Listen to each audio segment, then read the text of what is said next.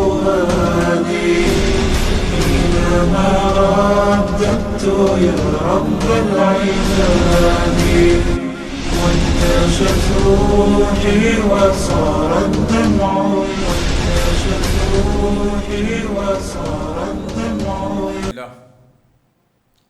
نحمده ونستعينه ونستغفره ونعوذ بالله من شرور أنفسنا ومن سيئات أعمالنا. من يهده الله فلا مضل له ومن يضلل فلا هادي له. وأشهد أن لا إله إلا الله وأشهد أن محمدا عبده ورسوله. أما بعد فإن خير الحديث كتاب الله وخير الهدي هدي محمد صلى الله عليه وسلم وشر الأمور محدثاتها وكل محدثة بدعة وكل بدعة ضلالة وكل ضلالة في النار. قال الله تعالى في القرآن المجيد: أعوذ بالله السميع العليم من الشيطان الرجيم. صراط الذين أنعمت عليهم غير المغضوب عليهم ولا الضالين. آمين. ربي اشرح لي صدري ويسر لي امري واحلل عقدة من لساني يفقهوا قولي. رب زدنی علما. آمین رب العالمین. تمام تعریفیں بزرگی بڑائی کبریائی اس رب غالب و مولا کے لیے جو تمام جہانوں کا پالنہار مدبر مشکل کشا حاجت روا، جس کی ذات میں کوئی شکوہ نہیں، جس کی دانش میں کوئی شکایت نہیں، ور خطا سے لا ریب ہے. درود و سلام محبت وحی کتاب حکمت کے مالک صاحب تاج والمعراج و براق صلی اللہ علیہ وسلم. سلام اس پر کہ جس کی سنگ پاروں نے گواہی دی، سلام اس پر کہ جس کے چاند تاروں نے گواہی دی، درود اس پر کہ جس کی زندگی رحمت ہی رحمت ہے، درود اس پر کہ جس کا تذکرہ عینی عبادت. اللہم صلی علی محمد وعلی آل محمد کما صلیت علی ابراہیم وعلی آل ابراہیم انکا حمید مجید.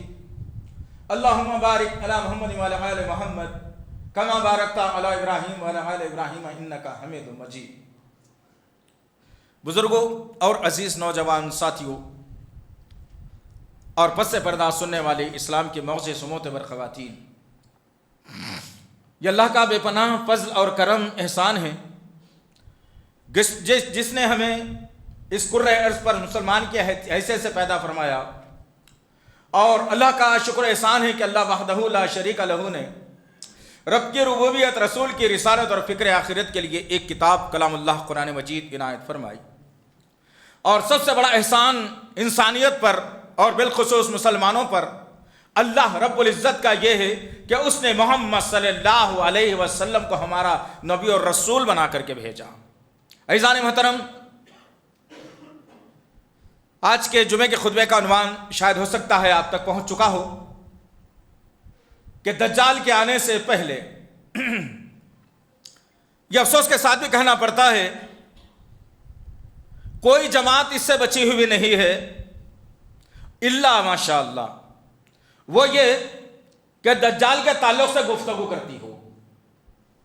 ہمارے خطبات توحید پر ضرور ہیں، رسالت پر ضرور ہیں، فکر آخرت پر ضرور ہیں، قرآن کی عظمت پر ضرور ہیں، صحابہ کی عظمت پر ضرور ہیں، نماز کے احکامات پر ضرور ہیں، زکوٰۃ اور حج کے معاملے میں ضرور ہیں. ہر شے کے معاملے میں اصلاح معاشرات ایک عام عنوانی بن چکا. ہر کسی کو دیکھو اصلاح معاشرہ ہی پر گفتگو.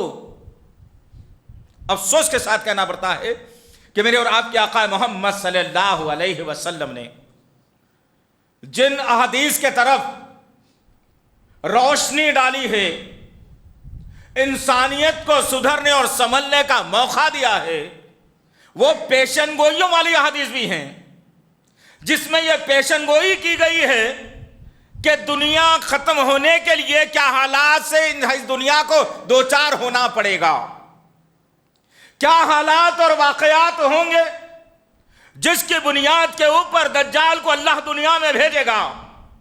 دجال جب دنیا میں آئے گا تو انسان کس حالت میں رہے گا اور دجال کی پیروی کرنے والے کون لوگ ہوں گے.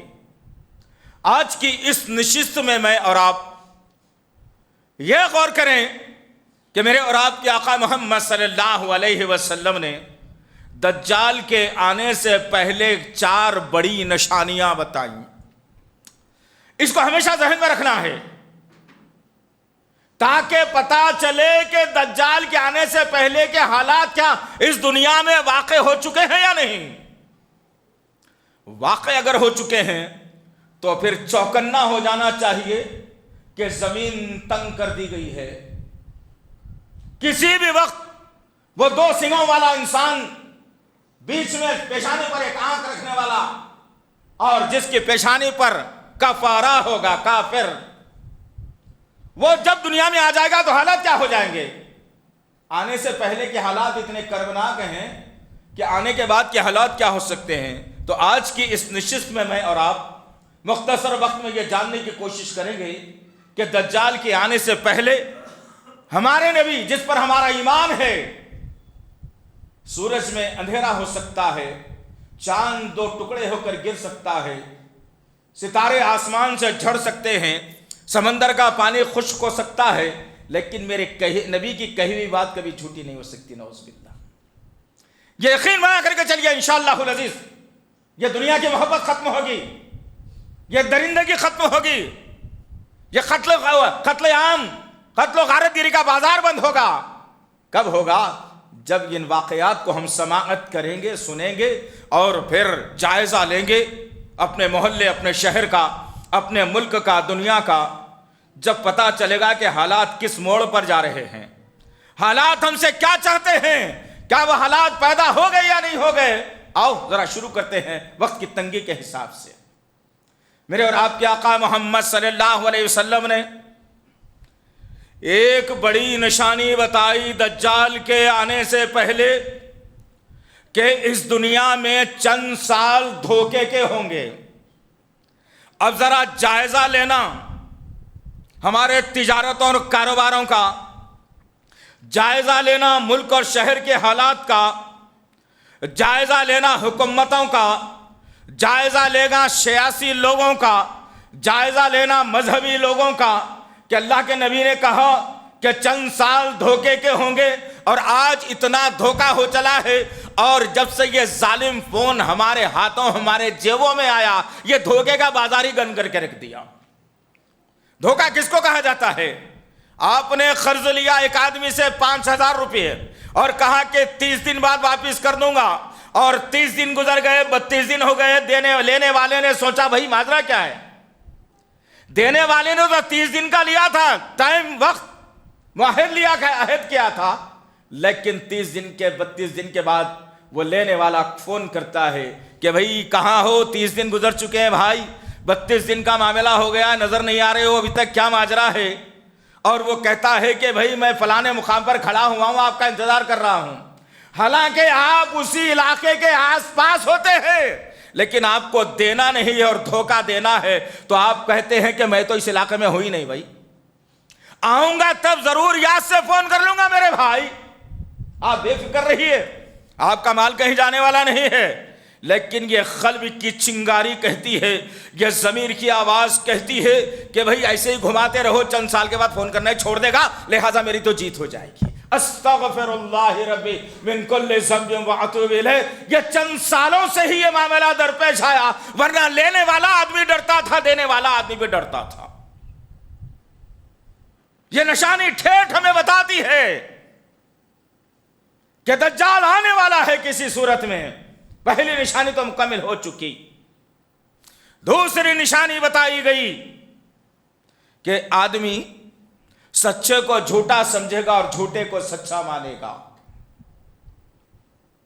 किसी से कहा जाता है भैया ये मत करो, और सबसे बड़ा सच इस कायनात का क्या है, हम समझते हैं कि मैं बोलकर सही वक्त पे आ गया, ये सच्चाई है। अरे ये तो वादा खिलाफी नहीं है, वादा खिलाफी में आता है ये, अगर देर से आते हैं तो। सच्चाई क्या है इस कायनात की? सबसे बड़ी सच्चाई इस कायनात की ये है कि ला इलाहा इल्लल्लाह, नहीं है कोई माबूद सिवाय एक अल्लाह के, सबसे बड़ी सच्ची बात। लेकिन आज मामला क्या है, यही ला इलाहा इल्लल्लाह को ऊपर रखकर लोगों ने खबरों पर झुका दिया, झंडों पर झुका दिया, पंजों पर झुका दिया, पीरों वलियों का नाम लेकर झुका दिया, झंडे और पंजों के सामने झुका दिया, पीरी मुरीदी के नाम पर झुका दिया। یہ جھوٹ ہے اور لوگ جھوٹ کو سچ سمجھ رہے ہیں اور سچ کو جھوٹ سمجھ رہے ہیں. اس سے بڑی بات اور کیا ہو سکتی ہے؟ سچائی تو توحید میں تھی، سچائی تو ایک اللہ کو ماننے میں تھی، سچائی تو اللہ کو غریب نواز ماننے میں تھی، بندہ نواز ماننے میں تھی. سچائی تو مشکل کشا کون ہے کہا جاتا تو اللہ کا نام آ جاتا. لیکن لوگوں کو دھوکہ دیا گیا اور جھوٹ کو سچ بنایا گیا اور معصوم مسلمانوں کے ذہنوں سے یہ کھیلا گیا کہ میاں کسی بڑے آدمی سے ملنا ہے تو کیا کرنا پڑتا؟ ارے بڑا آدمی جو ہے وہ بڑا نام کا ہے ہولے، وہ بڑا نطفے سے پیدا ہوا ہے، اس کے پاس غیب کا علم نہیں ہے، وہ نہیں جانتا دیوار کے پیچھے کون ہے، لیکن میرا رب جانتا ہے کہ اس زمین کے آخری حصے میں کیا ہے اور آسمان کے سب سے اول میں کیا ہے. سچائی تو یہ تھی، لیکن آج کیا بنا دیا گیا؟ سچ کو جھوٹ بنا دیا گیا اور جھوٹ کو سچ بتا دیا گیا اور یہ بتا دیا گیا کہ دیکھو میاں جو لوگ تمہارے درمیان میں ایسی باتیں لے کر کے آئیں گے نا کہ ایک ہی اللہ ہے، باقی کا کوئی نہیں ہے، اس سے نہیں مانگنا چاہیے، ان سے نہیں ملنا چاہیے، تو بابا ان کی باتوں میں نہیں آنا. یہ خود بھٹکے ہوئے ہیں اور ہم کو بھی بھٹکانے کی کوشش کر. جھوٹ ہے یہ، اس سے بڑا جھوٹ کیا ہو سکتا ہے؟ آج کے ماحول میں کیا ہو رہا ہے بھائی؟ یہی نہ ایک چبوترا بنا دیا، ایک بمبو پتہ نہیں کہاں سے جنما، کہاں سے پنپا بڑا ہوا، اس کے پتوں کو ڈالیوں کو صاف کیا گیا، اس کو ہرا رنگ مارا گیا. اب تو رنگوں کو بھی جھگڑے چل رہے ہیں بھی. اب اس طرف جانا نہیں ہے مجھے رنگوں کے معاملے میں، یہ بتانا ہے کہ ہرا رنگ دیا، وہ کپڑا جہاں سے بن کر کے آیا ہے کتنے خدموں کے نیچے پسا گیا ہوگا نہیں معلوم، کس نے پسینہ پوچھا ہوگا نہیں معلوم، وہ کپڑے کو لا دیا گیا، اس پہ سب سے پہلے لکھ دیا گیا لا الہ الا اللہ، پھر اس کے نیچے لکھ دیا گیا المدد یا غوث اعظم دستگیر، اور پھر اس کو ایک لکڑی میں پنا کر کے ٹانگ دیا گیا اور کسی محلے کے چوراہے پر یا کارنر پر لگا دیا گیا اور لوگوں سے کہہ دیا گیا کہ منت مرادیں مشکل کشا تمام چیزیں سب یہاں ملے گی، ادھر آ جاؤ. عام کر دیا جھوٹ کو اور یہ معصوم مسلمانوں کا طبقہ اسے صحیح سمجھ بیٹھا. جس غوث کا نام لے کر کے تم جلوس نکالتے ہو نا باجے بجا کر، میاں کبھی آؤ ان کی سیرت بھی تو سنا دو اس مجلس میں. وہ غوث اعظم دستگیر جس کو کہا جاتا ہے شیخ عبد القادر جیلانی کو، انہوں نے موسیقی کو حرام قرار دیا گیا، فتویٰ ہے ان کا موسیقی حرام، اور کہا گیا کہ بے نمازی کو مسلمانوں کے قبرستان میں دفن نہ کیا جائے، اس کی نماز جنازہ نہ پڑھی جائے. جھوٹ کو پھیلا پھیلا کر لوگوں کے درمیان میں لا الہ الا اللہ کی اہمیت کو گھٹانے کی ناقص کوشش کی جا رہی ہے. لیکن یاد رکھنا انشاءاللہ العزیز، جب تک کہ محمد صلی اللہ علیہ وسلم کے ماننے والے اور اللہ کے پکے سچے بندے اس سرزمین پر زندہ رہیں گے، انشاءاللہ العزیز ان باتوں کا، ان حالات کا، ان واقعات کا، ان شخصیات کا برابر تعاقب کیا جائے گا قرآن حدیث کی روشنی میں انشاءاللہ العزیز. غرض جھوٹے کو سچا اور سچے کو جھوٹا مانا جائے گا. اور پھر تیسری بات آتی ہے، امانت دار کو خیانت دار کہا جائے گا اور خیانت دار کو امانت دار کہا جائے گا. اب یہ بات اگر کھلی الفاظوں میں اگر کہی جائے تو بہت برا لگے گا بہت سارے لوگوں کو، لیکن میں نہیں چاہتا ہے کہ اس ممبر سے میں ایسی ویسی بات کروں. لیکن آج معاملہ تو ہمارا یہ ہو گیا ہے، کسی جماعت کا، کسی سیاسی جماعت یا کسی مذہبی جماعت کا جب اسے ذمہ دار بنایا جاتا ہے تو پہننے کو چپل نہیں ہوتی، لیکن جب اترتا ہے تو 5 منزلہ بلڈنگ کا مالک بن کے اترتا ہے. کون ہے یہ لوگ؟ یہ دجال کے آنے سے پہلے کی نشانی بتائی جا رہی ہے. خیانت دار، ہر چیز میں خیانت، گروپ بندی کرنا، لوگوں کو آپس میں لڑا دینا، ان سے ان کو بھڑا دینا، ان سے ان کو بھڑا دینا، خیانت. اور اللہ نے جس ذمہ داری کو دے کر جس مسند پر تمہیں براجمان کیا ہے اس کا غلط استعمال کرنا بھی خیانت میں کہلاتا ہے. آج معاملہ بہت ساری باتوں کا آ چکا ہے کہ کہاں کہاں خیانت ہو رہی ہے. مسجد کی زمین مسجد کے نام سے ہونی چاہیے تھی، کسی سوسائٹی کے نام سے رجسٹرڈ کر دی گئی، اور یہ بہلا پھسلا کر خاموش بٹھا دیا جاتا ہے کہ نہیں بھائی یہ بھی تو معاملہ ادھر کا ہی ہے، اپنا ہی آدمی ہے نا۔ یہ خیانت، مسجد کے چندوں میں خیانت، معصوم مسلمانوں کے نام سے آئے ہوئے پیسوں میں خیانت، بیت المال میں خیانت، مدرسوں کے چلانے میں خیانت، لوگوں کو دینے اور لینے میں خیانت، ہر جگہ خیانت کا بازار ہم نے گرم کر کے رکھ دیا۔ دجال کے آنے سے پہلے یہ نشانیاں مکمل ہو رہی ہیں۔ اب چوتھی نشانی میں آپ کو بتا دوں، چوتھی نشانی یہ میں اللہ کے نبی صلی اللہ علیہ وسلم نے خلاصے انداز میں کہا کہ ربیضہ تمہارے درمیان میں فیصلہ کریں گے۔ ہم سنتے ہیں اور چلے بھی جاتے ہیں، ہم کو کیا غرض ہے ان باتوں سے؟ صحابہ کرام نے سوال کیا نبی کریم صلی اللہ علیہ وسلم سے، یا رسول اللہ یہ ربیضہ کون ہے، کیا مطلب ہو سکتا ہے اس کا؟ تو اللہ کے نبی صلی اللہ علیہ وسلم نے کہا تمہارے درمیان کے جاہل، تمہارے درمیان کے گھٹیا لوگ تمہارے درمیان میں فیصلے کریں گے۔ اور آج کیا معاملہ ہے ذرا بولو آپ، دلوں پر ہاتھ رکھ کے بولنا بھائی، اللہ کو گواہ رکھ کے بولنا بھائی کہ کون فیصلہ کر رہا ہے آج معاملہ تو یہ ہو گیا ہے کہ اگر کسی پولیس اسٹیشن کے اندر میری چلتی بھی اگر ہے تو میں کسی کو پھنسانے کی اگر ذمہ داری لے چکا ہوں تو کسی بھی ہلے میں اسے پھنسا بھی دوں گا میں۔ کون کر رہا ہے فیصلہ تمہارا؟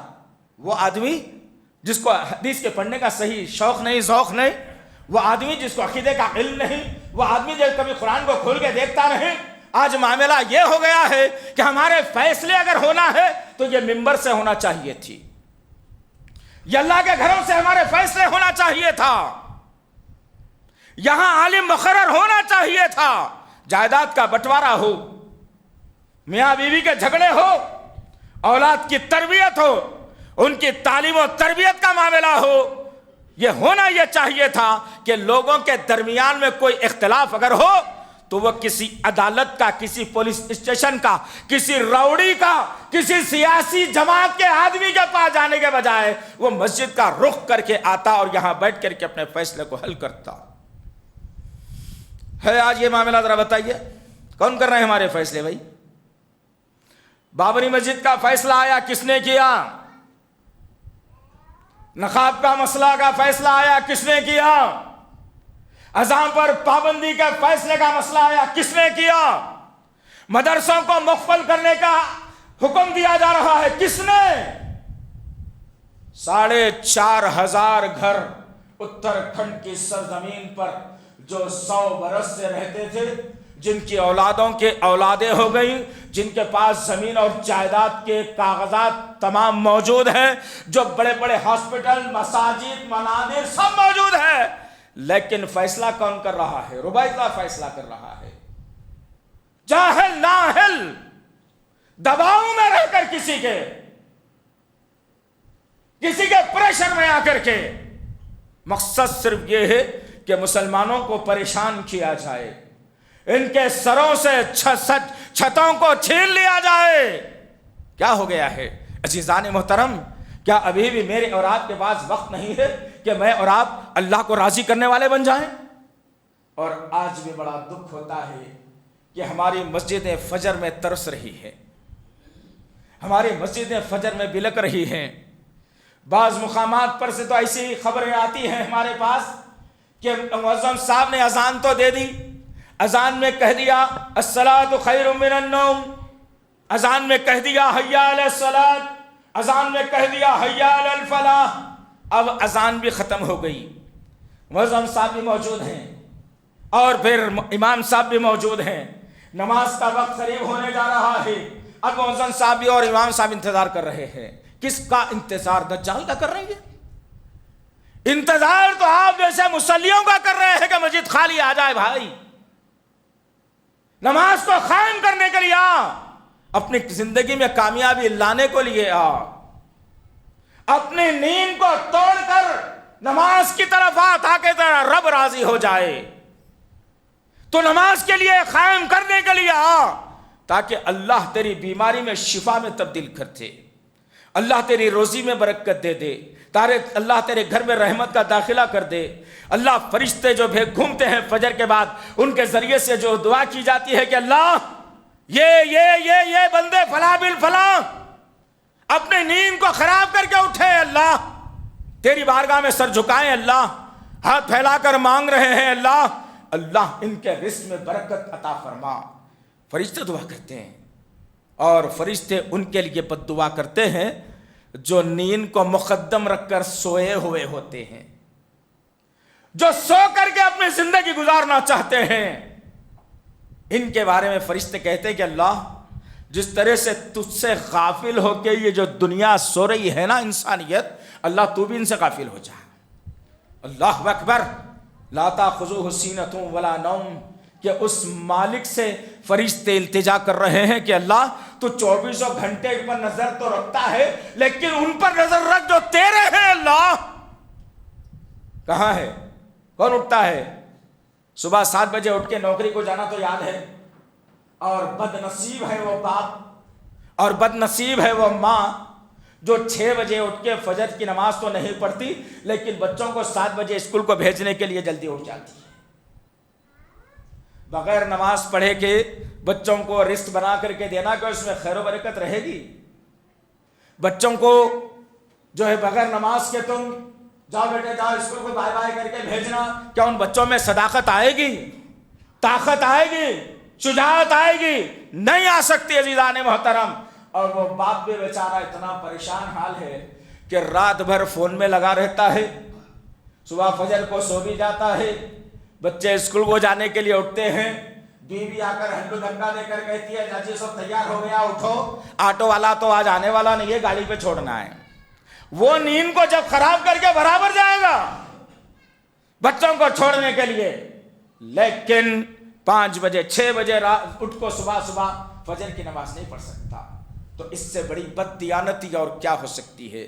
اب یہ حالات ہمارے اندر پیدا ہوں گے تو ربیزہ کو بھی اللہ پیدا کرے گا۔ جاہل، گنوار، مجرم لوگ، گھٹیا قسم کے لوگ ہمارے درمیان میں فیصلے کریں گے، اور ماننا بھی پڑے گا۔ مانا ہے نا بابری مسجد کے فیصلے کو؟ مانا ہی نہیں مانا ہے؟ اب چند دن اور ٹھہر جانا، وارانسی کی مسجد کا نمبر ہوگا، گیان واپی کی مسجد کا نمبر ہوگا، اور پھر کوئی اور عیدگاہ کا نمبر ہوگا نا۔ تم تو سوتے رہنا مزے میں اپنی 4 دیواری کے اندر، اور دجال بھی جب آئے گا تو اللہ ہماری رہنمائی نہیں کرے گا، اس لیے نہیں کرے گا کہ ہم نے تیاری آنے کی برابر کی اور اس کے انتظار میں رہے۔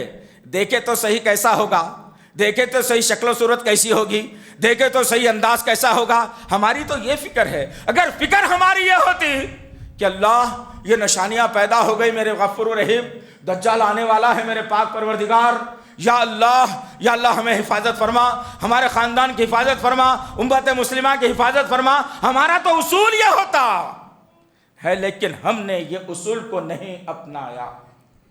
وہی مال و دولت کے پیچھے، وہی بلڈنگیں عمارتیں تعمیر کرنے کے پیچھے، وہی جھوٹی شہرت کے پیچھے، وہی کھان پان کے پیچھے، وہی رات میں جاگنے کے پیچھے، وہی بیتک کی دعوتوں کے پیچھے، پتہ نہیں کیا ہو گیا۔ اگر ایسے بیٹھے بیٹھے جنت مل جائے گی، جاؤ بھیا، اچھے آدمی ہیں تم، بس رات کو جاگتے تھے، بڑا اچھا کام کیا، دعوت تھی، اچھا کام کیا، تجارت کاروبار ضروری تھا، پیسے نہیں ہیں تو گھر میں کھائیں گے کیسا، بہت اچھا کام کرے، جنت میں جاؤ، ایسا ملنے والی ہے کہ جنت؟ ہرگز نہیں، یاد رکھو آپ، ہرگز نہیں۔ جب تک کہ اس دل کے اندر اتقوا اللہ کا ڈر پیدا نہیں ہوگا، جب تک کہ ہمارے دلوں کے اندر خالص اللہ کا ڈر پیدا نہیں ہوگا، جیسا اس سے ڈرنے کا حق کہا گیا سورہ آل عمران کی آیت نمبر 102 کے اندر، وہ ڈر ہمارے اندر پیدا ہوگا تو شاید ہو سکتا ہے اللہ ہماری مغفرت بھی کر دے۔ ورنہ عزیزان محترم حالات ابتر ہوتے جا رہے ہیں، ملک کے حالات آپے سے باہر ہو چکے ہیں۔ کبھی نظر ڈالیے حالات پر، کبھی دیکھیے ان معصوم بچیوں پر جن کو بہلا پھسلا کر، چند سکوں کی لالچ دے کر، چند اے سی کی گاڑیوں کی لالچ دے کر آج ہندو مذہب تبدیل کرنے پر مجبور کیا جا رہا ہے۔ کیا قصور ہے ان کا؟ پوچھیں گے اللہ تم سے بھی اور ہم سے بھی. پوچھیں گے اللہ کہ حالات ابتر ہو رہے تھے میاں, تم تو بلڈنگ کو کلر کرانے میں لگے ہوئے تھے, ماشاء اللہ زبردست کام کر دیا. پوچھے گا اللہ, سب سے یاد رکھنا, سب لائن میں صف میں کھڑے رہیں گے. حالات اب سے ابتر ہوتے جا رہے ہیں. ہم کو یہ مطلب نہیں ہے نا کہ اذانیں بلند ہوتی رہیں, ہم کو یہ بھی مطلب نہیں ہے کہ نہ مسجد میں نماز ہوتی ہے یا نہیں ہے, ہم کو یہ بھی مطلب نہیں ہے کہ مسجد کو لاک ڈال دیا جائے, ہم کو یہ بھی مطلب نہیں ہے کہ اس ملک میں حفاظ کا بننا بند ہو جائے, ہم کو یہ بھی مطلب نہیں ہے کہ اس ملک میں جو ہے عالموں کا بننا بند ہو جائے, ہم کو یہ بھی نہیں پتا کہ کیا ہونے جا رہا ہے, کیا ہو رہا ہے. ہم کو بس اتنا پتا ہے کہ میرا تجارت اور کاروبار کو فروغ کیسے دیا جائے, میری بچی کو انگلینڈ میں اکیلی بھیج کر کیسی پڑھائی جائے, میرے بچے کو کینیڈا کی سٹیزن شپ کیسے مل جائے, میرا بچہ اچھی دولت کما کر کے اپنی زندگی کیسی اچھی گزارے, گاڑی پرانی ہو گئی اسے لا لینا چاہیے دوسری. یہ تو میری اور آپ کی فکر بنا دی گئی ہے. چھوڑیے یہ فکر کو, ان کے فکر کے طرف آئیے. اللہ وحدہ لا شریک لہ نے نبی کی سیرت طیبہ سے مجھے اور آپ کو سیکھنے کا بہت کچھ موقع دیا. ایک طرف ہم دیکھتے ہیں صحابہ کرام کی ایک جماعت ہے جن کے سروں پر چھت بھی موجود ہے. اللہ نے کہا زندگی ایسے بھی جی جا سکتی ہے لیکن اسلام کو چھوڑ کر نہیں. پھر اللہ نے ایک طرف بتا دیا آج بھی وہ چبوترا جس سے خوشبو مہکتی ہے, کبھی جاؤ مدینے کی سرزمین پر مسجد نبوی میں داخلہ لو, سیدھی جانب جو چبوترا رکھا ہوا ہے جس کو اصحاب الصفہ کا چبوترا کہا جاتا ہے, اور بتا دیا گیا نبی کی سیرت نبوی سے اور بتا دیا گیا صحابہ کی سیرت سے کہ میاں مال اگر ہو تو فکر کی بات نہیں ہے, اسلام کو زندہ رکھ کے اچھی زندگی بھی جی سکتے ہو. اگر کچھ بھی نہیں ہے تمہارے پاس, سر پر چھت بھی نہیں ہے, تو انتظار کرو کہ لوگ تمہارے کھانے کا انتظام کریں, لیکن اسلام کی رسی کو مت چھوڑنا. آج کیا معاملہ ہے, گھر بنانا ہے تو بینک لون لے لو, بچے کو پڑھانا ہے تو حکومت کا لون لے لو, بچی کی شادی کرنا ہے تو لون لے کے کر لو, ولیمہ اگر اچھا کرنا ہے تو سود پہ لے کے کر لو. پتہ نہیں کتنی ایسی چیزیں آ گئی. پھر ہمارا دعویٰ یہ ہے کہ صراط الذین انعمت علیہم, اے اللہ ان کے رستے پہ چلا جن پر تو نے انعام کیا. پھر دعا بھی کر رہے ہیں اللہ سے کہ غیر المغضوب علیہم ولا الضالین, اللہ ان کے رستے پہ مت چلا. ڈر ہوتا ہے میرے پاک پروردگار جن پر تیرا عتاب عذاب نازل ہوا, تیرے گندے بندے جو تھے اللہ یہود و نصارہ کے نقش قدم پہ مت چلا اللہ. اور اس کے بعد ساری کی ساری مسجد کو سر پر اٹھا لیتے ہیں آمین, تو اتنی زور سی آواز جیسا کہ پوری دعا قبولی ہو گئی. برسوں سے آمین کہہ رہے ہیں, کوئی دعا قبول ہوئی؟ ٹھنڈے دل سے گھر میں جا کے سوچنا, اچھے دھونے والے کھا کے. برسوں سے دعا کر رہے ہیں بیماری ختم ہونے کے لیے, ہوئے. برسوں سے دعا کر رہے ہیں ذاتی مکان ہونا ہے, ہوا. اللہ اکبر. یہ نشانیاں ہیں عزیزان محترم جو اللہ ہمیں بتا رہا ہے. ابھی بھی سدھر جانے کا وقت ہے. ایک آخری بات دجال کے تعلق سے بتا کر اپنی بات کو میں ختم کر دوں گا. اب سوال یہ پیدا ہوتا ہوگا ذہنوں کے اندر کہ بھائی کب آئے گا آخر؟ بولے تو صحیح, حالات بھی ہو گئے, لیکن ابھی تک تو کوئی سمجھ میں نہیں آ رہا کیا ہونے والا ہے. ابھی تک تو سمجھ میں نہیں آیا کہ کب آئے گا دجال آخر. یہ ابھی تو بہت ٹائم ہے, بہت دن ہے نا, ابھی بہت کامیں کر لینا باقی ہے. وہ پلاٹ خریدا تھا 20,000 میں لیا تھا, 2 لاکھ ہو گئی, اور 1 سال ٹھہرے تو 3 لاکھ ہو جاتی. فکر تو یہاں کے رک گئی.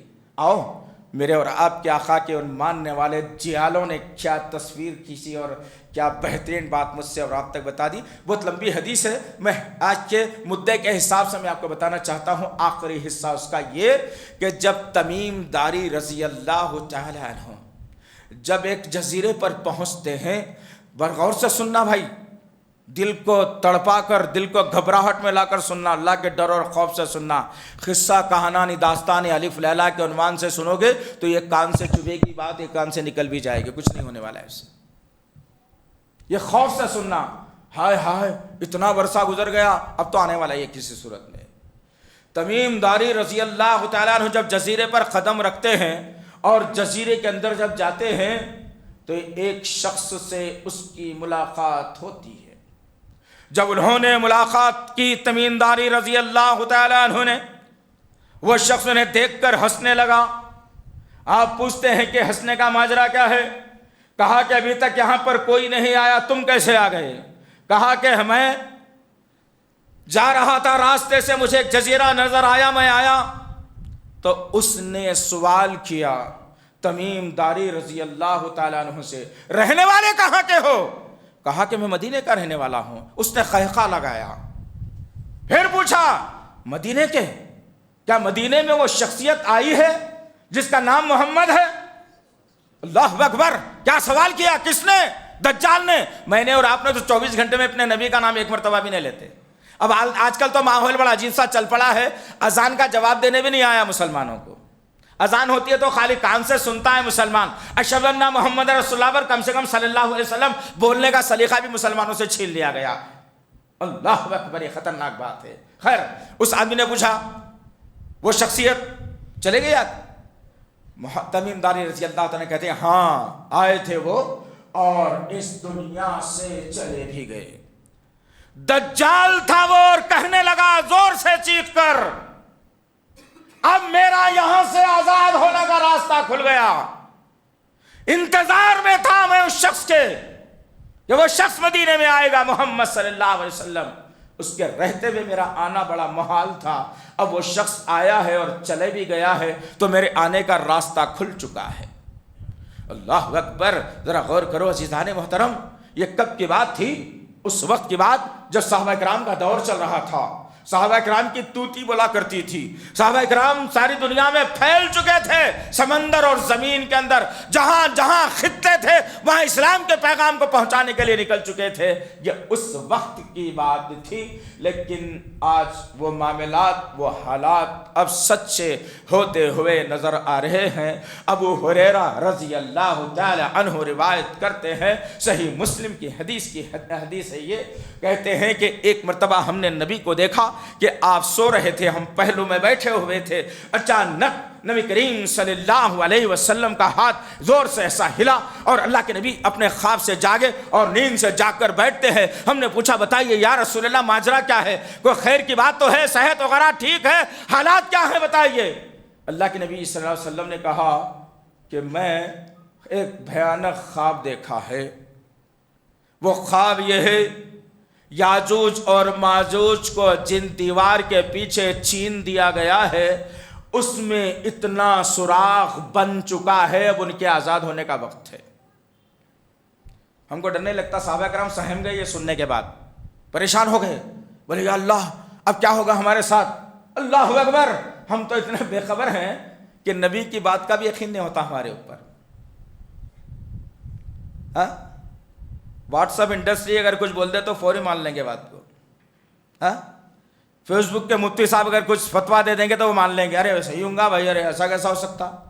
لیکن وہ شخصیت اللہ نے جن کو اپوائنٹ کیا تھا، امام الانبیاء بنا کر، محسن انسانیت بنا کر، شافع محشر بنا کر، ہاں، مالک حوض کوثر بنا کر، اللہ اکبر!